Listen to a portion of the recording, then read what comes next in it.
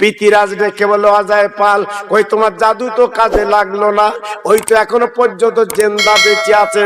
না না না না না না না না না, তাহলে আমি একটু এইবার জাদু দেখাবো। কি জাদু?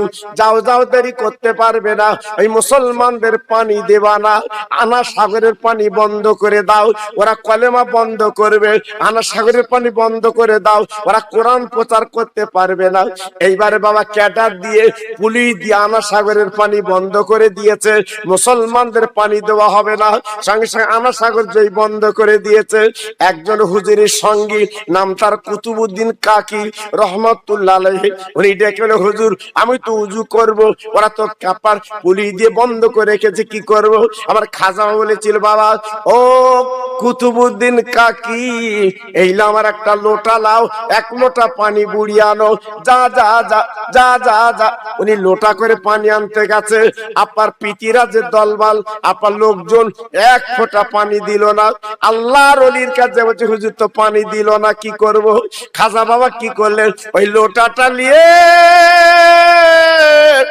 উঁচু করে বলেছিল, রে পানি, তুই আল্লাহর সৃষ্টি পানি, আমি আল্লাহর গোলাম, আমি মঈনুদ্দিন বলি, আল্লাহর হুকুমে তুই পানি আমার লোটায় চলে আয়। কত বড় আল্লাহর ওলি, কত বড় আল্লাহর বন্ধু। আজমিরে শুয়ে আছে বাবা, উনি হাতখানা তুলে দিলেন, আনা মঈনুদ্দিন, আমি মঈনুদ্দিন বাবা।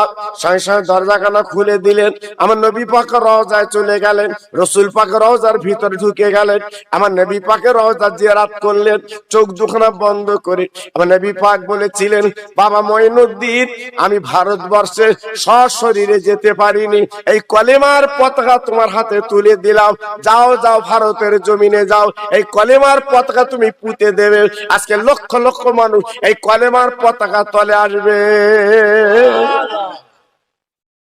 যাও। আজকের একদল বলছে মুসলমানের রাখবো না, যেন মামুর বাড়ির খবর। হ্যাঁ, বলছে মুসলমান থাকবে কেন, আমরা কি উড়িয়েছি? এই আমরা কি উড়িয়েছি? থাকবো না মানে এই 30 কোটি মুসলমান থাকবে কোথায়? জি, চালাকি করছো, চালাকি, অত সহজ না। আল্লাহ যদি রাখে কিয়ামত পর্যন্ত থাকবে, জোরে বলুন সুবহানাল্লাহ। পাড়াবার মতো ক্ষমতা কারণ নেই। তা আজকের আমি বলবো, ঈমানওয়ালা হন, কেউ আমার আপনার ক্ষতি করতে পারবে না। তাই প্রত্যেক ভাইকে বলছি, মুসলমান কারা একটুখানি আপনাদের বুঝিয়ে দিচ্ছি। একটু তাকবীর দেব, কি বলেন দেব? আজ ঠান্ডা কম আছে না বাবা? জি একটু দেন। নারায়ে তাকবীর, আল্লাহু আকবার। ঠিক আছে, ওর থেকে যেন জোর না হয়, গলা বসে যাবে। খুব চালাক বাবা, খুব চালাক। কন্ট্রোলে ফেরি মাল দিচ্ছে, সারাদিন দেড় গেড়েছে শীতকে। হ্যাঁ, টিপ যদি না লাই অন্তত 18 বার ঠেকাচ্ছে। আমার কথা বুঝতেছে, ওটা ফেরি। আর তাকবীর দিলি তো কিছু পাওয়া যায় না, এই জন্য আজকে আমাদের আওয়াজ বেরোচ্ছে না। এখন যদি কমিটির ছেলেরা যদি বলতো খিচুড়ি দেবো 200 কোটি টাকা দেবো, তাকবীর কিরাম হতো। উফ, জি এজন্য আমি বলছি বাবা, আমি তো কেমন বক্তা আপনারা জানেন বাবা। আপনারা যদি জেগে থাকেন আমি জাগবো, আর আপনারা যদি ঘুমান আমি বালিশলে শোবো। পরিষ্কার বলছি। নারায়ে তাকবীর, আল্লাহু আকবার, নারায়ে তাকবীর, আল্লাহু আকবার, নারায়ে তাকবীর। আপনি মুহাব্বতের সঙ্গে জিকির করেন, লা ইলাহা ইল্লাল্লাহ, লা ইলাহা ইল্লাল্লাহ। খুব ভালো হচ্ছে, লা ইলাহা ইল্লাল্লাহ, লা ইলাহা ইল্লাল্লাহ, লা ইলাহা ইল্লাল্লাহ, লা ইলাহা ইল্লাল্লাহ, মুহাম্মাদুর রাসূলুল্লাহ, রাব্বি রাব্বি রাব্বিল্লাহ। মাফি কালবি গায়রুল্লাহ নূর মুহাম্মদ সাল্লাল্লাহ জোরে জোরে লা ইলাহা ইল্লাল্লাহ লা ইলাহা ইল্লাল্লাহ লা ইলাহা ইল্লাল্লাহ মুহাম্মাদুর রাসূলুল্লাহ। সব প্রাণ খুলে বলেন আল্লাহুম্মা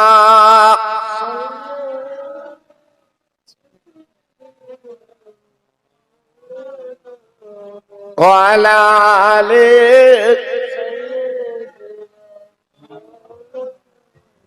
খেতে দেব খেজুর মেথি ক্ষুধা যদি পাই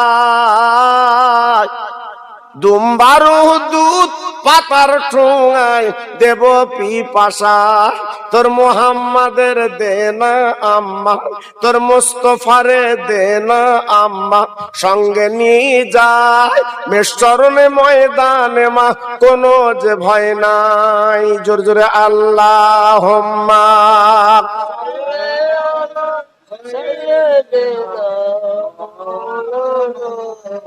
ওয়ালা আলি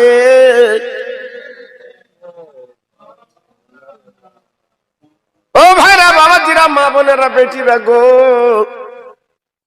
আমার খাজা বাবা মঈনুদ্দিন আজমিরি উনি কলমের পতাকা নিয়ে গুটি গুটি গুটি গুটি চলে এলেন আপার আজমির শরীফে কলেমার পতাকা যখন পুঁতে দিলেন কালেমা লা ইলাহা ইল্লাল্লাহ মুহাম্মাদুর রাসূলুল্লাহ এই কলেমার পতাকা যখন পুঁতে দিলেন আজমিরের রাজা ছিল পৃথিরাজ ভাই পৃথিরাজ যে বলছে ও ফকির ও মুসলমান ফকির কলেমার পতাকা ভারতে চলবে না আমার খাজা বাবা ডেকে বলেছিল ওরে পৃথিরাজ এই কলেমা আমার না আমার বিশ্ব নবী দিয়েছে এই ভারতের জমিন আমি পুঁতে দেব না না তুই আমার ক্ষতি করতে পারবি না আল্লাহ বাঁচিয়ে নেবে ভরসা কার উপরে জোরে বলতে হবে আমরা কার উপরে করি করি হ্যাঁ আমরা ভরসা আল্লাহর উপরে করি কখন করি ঠেকায় পড়লি তাই জি ঠেকায় পড়লি তাই আল্লাহর উপরে ভরসা করি তার উপরে করি না জি আল্লাহু আকবার উনি কি বললেন আল্লাহ বাঁচাবে পৃথিরাজ অজয় পালকে ডেকে বললেন বিশ্ববিখ্যাত জাদুকর ও অজয় পাল ও অজয় পাল এই মুসলমান ফকিরটাকে তাড়িয়ে দাও আজমিরে রাখা চলবে না ওকে বার করে দাও বা বার করে দাও এই বলার পরে কি করলেন পৃথিরাজ ডেকে বললেন ও অজয় পাল তুমি কি পারবে বাবা তুমি কি পারবে ওকে তাড়াতে বলে পারবো কিভাবে পারবো কিভাবে পারবো দেখুন দেখুন দেখুন দেখুন এইবার উনি কি করলেন জাদুর বলে একটা পাথর ছুড়ে দিয়েছিলেন ও আফজানগরের ভাই যদি কোনোদিন আজমিরে যান আমি মুখে বলছি আপনারা দেখে আসবেন আমি মুখে বলছি দেখে আসবেন ওই তারাগড় পাহাড়ে পাথরটা এখন আছে বাবা ওই তারাগড় পাহাড়ে পাথরটা আছে বাবা জাদুর বলে পাথরটা উড়িয়ে দিল বিশাল বড় পাথর বাবা কত মনোজন আমি আন্দাজে বলতে পারবো না পাথরটা সাই সাই করে উড়ে যাচ্ছে সঙ্গীরা বলছে হুজুর ওই দেখুন পাথর মেঘের মতো উড়ে আসছে আবার খাজা বাবার হাতে একটা লাঠি ছিল বাবা ওই লাঠিতে গন্ডি দিয়ে দিল লাঠিতে আপনার দাগ কেটে দিল সঙ্গীদের বললো বাবা সঙ্গীরা এই গন্ডির মধ্যে দাঁড়িয়ে যা দাঁড়িয়ে কেন পাথর আসছে জাদুর বলে ভাইরা রে পাথর যখন সামনে এসে গেল কোনো উপায় নেই আমার খাজা বাবা মঈনুদ্দিন এই দুটো আঙ্গুল দিয়ে এই পাথরটাকে বলেছিল পাথর আমি এসেছি মক্কা মদিনা থেকে বিশ্বনবীর দরবারে এসেছি ও পাথর তুই দাঁড়া দাঁড়া দাঁড়া ক্ষতি করতে পারবি না আল্লাহর হুকুমে দাঁড়িয়ে যা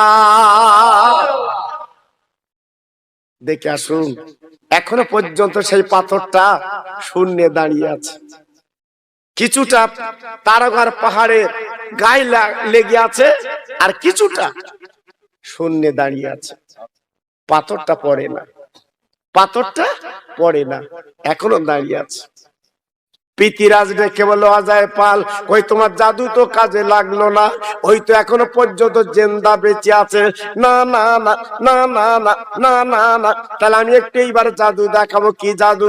যাও যাও, দেরি করতে পারবে না, এই মুসলমানদের পানি দেবা না, আনা সাগরের পানি বন্ধ করে দাও, ওরা কলেমা বন্ধ করবে। আনা সাগরের পানি বন্ধ করে দাও, ওরা কোরআন প্রচার করতে পারবে না। এইবারে বাবা ক্যাডার দিয়ে, পুলিশ দিয়ে আনা সাগরের পানি বন্ধ করে দিয়েছে, মুসলমানদের পানি দেওয়া হবে না।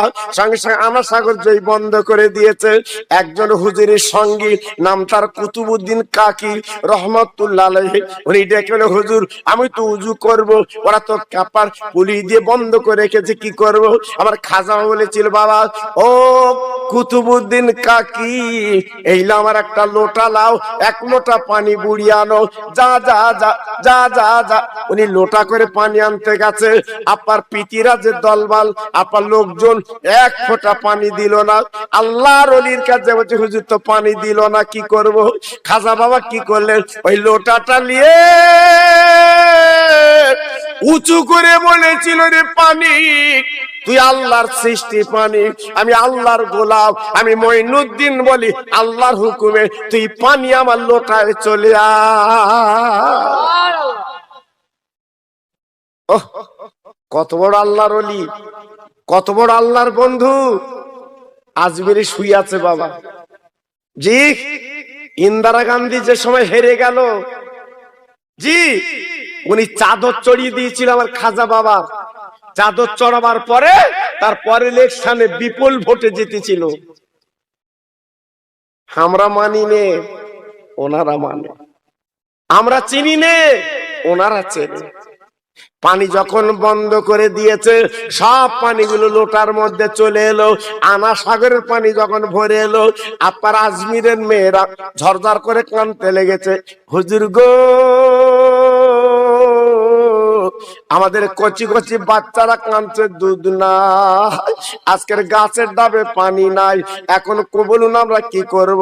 এখন ঝরঝর করে কাঁদতে লেগেছে। ও আফজা নগরীর ভাই রে, 3 দিন আজমিরের জমিনে কোনো পানি ছিল না, ওই লোটার মধ্যে ভরা ছিল। এটা মন গড়া কথা নয়, ইতিহাসটা পড়ে দেখুন। আল্লাহর বন্ধুদের কাজ। জ্বলন্ত এবার দেখেছেন তো, এবার তো নজির দেখেছেন তো, করোনা রোগ, এবার তো জ্বলন্ত নজির। হ্যাঁ, এ তো আর শোনা কথা না, করোনা। যদি ডাক্তার রক্ত পরীক্ষা করে দেখেছে করোনা, তার কেউ সয় না, তার পাশে বউ যায় না। নিজের বাচ্চা, নিজের কলিজার টুকরা ছেলে, জন্মদাতা ছেলে ফেলে চলে আসতে শোভো না। হ্যাঁ, কৃষ্ণনগরে জলসা করতে গেছি, কৃষ্ণনগর নদিয়া, 3 তলা বাড়ি, জি, বহু টাকার মালিক, আমার পাশে বসে কাঁদছে, হুজুর জীবনটা বেকার। আরে কেন চাচা? তা বলছে কেউ কারুন না। আরে কেন, কি হয়েছে কি? তা বলছে আমার করোনা হয়ে গেল। এবার করোনা, আপনি বেঁচে আছেন? বলছে আল্লাহ বাঁচিয়ে রেখেছে। ডাক্তার রক্ত পরীক্ষা করে বলছে তোমার করোনা। খুব ভালো, এখন বাড়ি যেয়ে বলেছে আমরা হসপিটাল রাখবো না, ওকে 14 দিন একটা ঘরে রাখতে হবে। যথারীতি বাড়ি একটা 2 তলায় একটা ঘরে রেখেছে বাবা। দুপুরবেলা ভাত দেয় কিরম জানেন? কেউ তো যায় না, বাসন করে ভাতলে আর লাঠি দিয়ে ঠেলে দিচ্ছে, এই লেখা। ও তখন মনে মনে করছে, আল্লাহ কার জন্য দৌড়েছিলাম আমি কার জন্য ছুটিছি আমি? হ্যাঁ, আজকের আমার পাশে কেউ নেই, এক বাসন ভাত দিচ্ছে লাঠিতে ঠেলে। হায় রে দুনিয়া, আর ইজির জন্য আমরা দৌড়চ্ছি। হ্যাঁ, এবার তো বুঝতে পেরেছেন এই করোনা রোগ দিয়ে। এজন্য বলছি, আল্লাহর উপরে চালাকি করতে যেও না। যখন তখন আল্লাহ কিন্তু চালাকি ভেঙে দেবে, ক্ষমতা তার হাতে, একমাত্র তার হাতে। যদি আমরা বুঝতে পারতাম, আমাদের কলিজা জুড়িয়ে যেত, কিন্তু বুঝি না বাবা। মেয়েরা কাঁদে, হুজুর পানি দিন পানি দিন, আমরা বোধহয় বাঁচবো না, পানি দিন পানি দিন। না না না না না না, হুজুর আমার ডেকে বললেন বাবা কুতুবুদ্দিন কাকি এইলা বললো টাটালাও আনা সাগরে ঢেলে দিয়েছো। যেই আনা সাগরে ঢেলে দিয়েছে, আনা সাগর ভরে গেছে বাবা। এক দুজন তিনজন না, 90 লক্ষ ইহুদি একদিনে কলেমা পড়ে মুসলমান হয়। জোরে বলুন, আর একটু জোরে বলুন। আজ আমরা মুসলমান বলে দাবি করি, প্রকৃত মুসলমান হতে পারি না। আজকের আমরা মুসলমান বলে দাবি করি, আমাদের মুসলমানই তো আমাদের মধ্যে নাই। শুধু আজকের ফেরেববাজি করছি, মিথ্যে কথা বলছি, বাজে কথা বলছি। না না না না না না, কার জন্য বাজে কথা বলছেন, মিথ্যে কথা বলছেন বলবেন না। একমাত্র আল্লাহকে মানুন, রসুলকে মানুন, জীবনটা তৈরি করুন, গড়ুন, আপনার জীবনের মুক্তি কল্যাণ হবে। ও ভাইরা বাবাজিরা, আমি হাতে ধরে পায়ে ধরে বলে দিয়ে যাচ্ছি বাবা, দুনিয়ায় কেউ কারুন না, সবকিছু রেখে চলে যেতে হবে। একমাত্র আল্লাহকে চেনার চেষ্টা করুন বাবা। ও ভাইরা রে, শয়তান শয়তানি করলো। এইবার যখন পানি যখন পেয়ে গেল, তাই 20টা যুবক ছেলে ওদের ডেকে বললো বাবা তোমরা 20টা উঠলে চলে যাও, এই মঈনুদ্দিনকে তোমরা মেরে আমার কাছে নিয়ে এসো বাবা। 20টা উঠ চলে গেল। এইবারে বাবা 20টা তাজা যুবক ছেলে উটির পিটি চড়ে চলে গেছে আনা সাগরের পাশে। হুজুর আমার তাম্বু গেড়ে বসে আছে বাবা, আল্লাহর জিকির ইল্লাল্লাহ জিকির করছে। এইবার উটগুলো চলে গেল। কি বলবি, ইতিহাসে লেখা আছে যে হুজুরের দরবারে চলে গেছে, উটগুলো হাতা গেড়ে বসে যায়।